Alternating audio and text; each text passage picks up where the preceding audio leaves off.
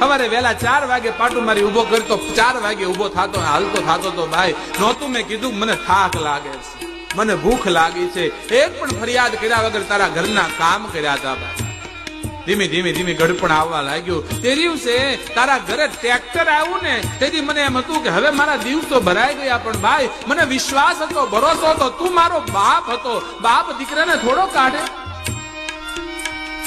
ધીમે ધીમે ધીમે ટ્રેક્ટર આવ્યું, મારો ઉપયોગ તે ઓછો કરતો ગયો ભાઈ, મારી ઉપેક્ષા કરવા લાગ્યો.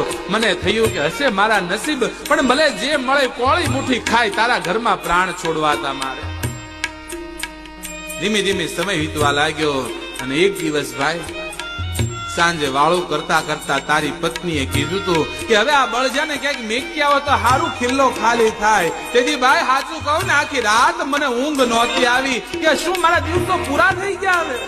પણ મને ભરોસો તારી ઉપર હતો, તું મારો બાપ હતો ને કે ગમે એમ થાય પણ તું મને કોઈ દી છોડીશ નહીં ભાઈ. પણ સવારમાં તે મારા ખીલેથી જ્યાં ગાળ્યો કાઢ્યો ને ભાઈ, જે આઘાત લાગ્યો તો મને કે આ ઘરની બહાર નીકળ્યો એ પેલા અહીંયા પ્રાણ વયા જાય તો હારું મારા. એક પણ વખત મારો વિચાર ન કર્યો શું થશે મારું, કોણ રાખશે, શું ખાવા મળશે.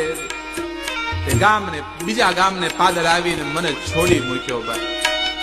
ખેડૂત કહે કે શું કરવું, વ્યવસ્થા હતી નહીં, મોડા વરહ હતા, નીડ નહોતી, છોડવા સિવાય કોઈ રસ્તો નહોતો. બળદ કે ભાઈ તારા આંગણે 5-5 બગરી બેહું બાંધી હતી, એને ખવડાવવાની નીડ હતી ને એક બળદ ગઢો તને મોંઘો પડી ગયો. એ બગરી બેહું નો ઓગા નાખ્યો હોત ને તોય મારી જિંદગી જીવી લેત. પણ ભાઈ મેં આખી જિંદગી નીતિથી કામ કર્યું અને તે હવે મને કાઢી મૂક્યો ને. હું નીકળું તો કોઈ મને એમ કે જો રેઢિયાર બળદ જાય, રેઢિયાર બળદ જાય ભાઈ.